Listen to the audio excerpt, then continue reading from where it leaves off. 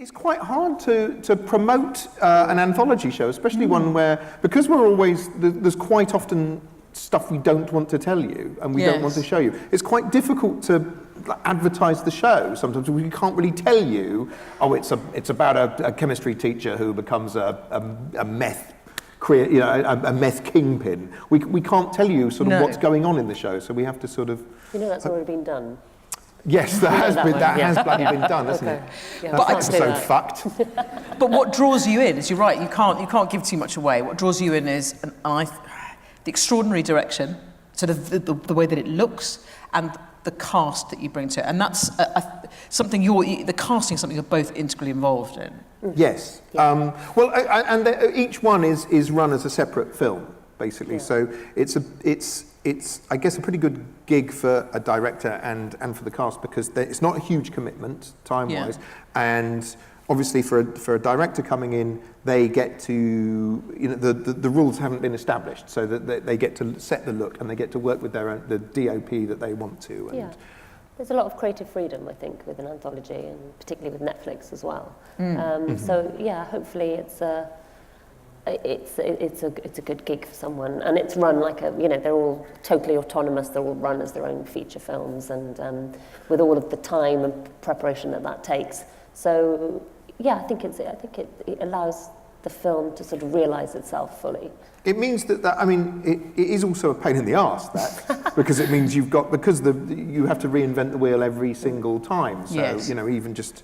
The look of the grade isn't set for episode to episode. The set is different. Everything is different. The composer, we have to find a new composer every time. So all of those things, you're starting from scratch every single time, which is one of the things I think that made me realise why there are fewer anthology shows than there used to be. Somebody said to me, I was saying to somebody once, God, there used to be tons in with the Twilight Zone in the 50s and 60s, and they said, yeah, but they used all the old sets, didn't they, from Hollywood films? Oh, so that's what they did. They just march in and. Yeah, and I went, oh, if I'd known that, I wouldn't have bothered.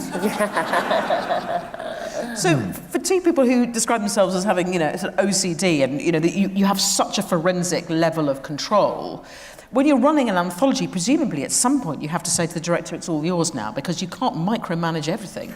Because you're running production simultaneously. Have you got? No.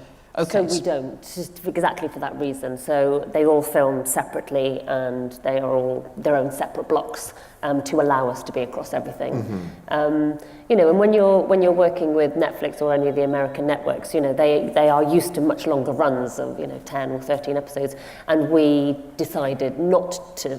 We sort of said we'd rather limit it to 6, because we felt that we could cope and maintain that quality across 6, whereas you couldn't do it for 13. We never. I think it's if you've got the privilege of doing an anthology where you get to reinvent every single episode, you want to enjoy it, and you want to. It's a privilege to do it. You want to do it well.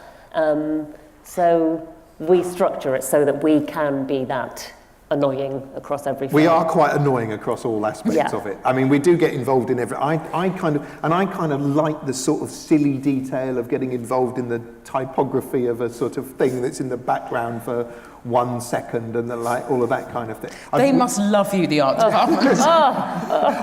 I am constantly sort of going, I don't know, I think the lettering would be a bit closer to get like really anal stuff like that I'd love. Yeah. But a lot of it is product design as well, because we're designing operating systems and products that have to feel seductive and feel grounded and real. Yeah. So quite often while you're doing it, you realise we're sort of on Dragon's Den in some way, designing a sort of user product. Yeah. You're absolutely right. I mean, there's each world that you create has to be fully fleshed out. And you're right, the word seductive, and it is. And that's sort of the cautionary tale behind most of the episodes, is that technology draws you in and excites, but also corrupts, and it takes away as much as it gives you. What does it? You see, I don't know. I can't work out how because when I go to America, because they don't know me at all. Generally, I think everyone assumes I'm like the Unabomber or something like some sort of angry Luddite who's like delivering this stark warning. And actually, this would be the worst show to do if you hated technology, because so much of it is about immersing yourself in it and the look and the feel of it and working out what would work. I think I worry about the negative consequences of things just naturally. I could worry about the negative consequences of a fucking wagon wheel. So, you know, but I'm very pro wagon wheels. Yeah. So, but you have to love the technology, because I think all of the worlds, you want them to feel authentic. You want to feel, I could imagine myself, I would have accepted that technology into the world because it's easier, it makes my life easier, it makes it more fun. You have to love it, otherwise the story doesn't feel realistic. You know, you don't believe that character would have been in that world. Yes. So you have to love everything. And we're led very slowly to these conclusions. You know, nothing happens because, you know, nothing happens rapidly in Black Mirror. It's all just, it seeps in. It's the human dilemma. It's the small personal story that the drama is in, rather than the big concept. We don't do big conspiracies. We don't do evil corporations. They're all very small stories, personal stories, but in an alternative, but not that alternative universe. Although I did realise at one point I'd written to a sort of formula. I suddenly realised at one point, and this was when I did San Junipero, I thought, every episode I've done so far, it starts with a character who's sort of in a trap, and then they stay in the trap. Yes. They realise the trap they're in and then scream forever. Yes. And so sometimes I think that's what I end up doing. It's like slowly pointing out why the situation is worse than they feared. Although weirdly in San Junipero, which is why I loved it, is because I suppose they choose a trap that is beautiful and positive. It's a nice trap. It's a great trap. Yeah. Everyone would want that trap. Good. And Nosedive, the Bryce Dallas Howard. Yes. She Quite gets out of upbeat. the trap. She rebels in her own way. Yeah. And I think we've got a few more upbeat stories. Well, we're trying in the next season. we do try. It's interesting because doing San Junipero did prove to me that you can do an uplifting episode of Black Mirror. Yeah. So we are varying the tone a little more going forward. I was going to ask that because we sort of worked out that in the first series, most were very, very dark and had horrific endings. Then it got to 2/3, and this series is there are much more there are nuggets of brightness throughout. Yes, well, partly because we did. I mean, early on when we knew we were doing 6, we thought if you do 6 downers, that's just too much for anyone. And also you just come to expect it. Yeah. So as you were saying, when you were watching San Junipero, you were worried that it was going to turn nasty.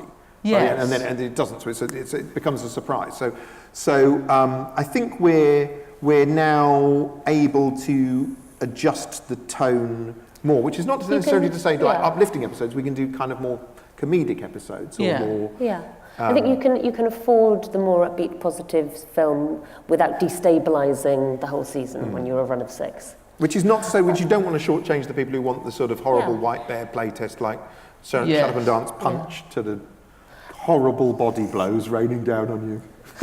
So even within San Junipero, whilst it is, more upbeat, there's some interesting, challenging questions asked about mortality, about, how we live our lives and how, all those things. And whether you want a forever after, actually. Yeah, exactly. And whether oblivion isn't sometimes, given your life, a better option. So that's all a that big thing to say on it. Yeah, I feel bad I said that. Before lunchtime, Jesus. Ooh, that's left a real weight in the room, hasn't it?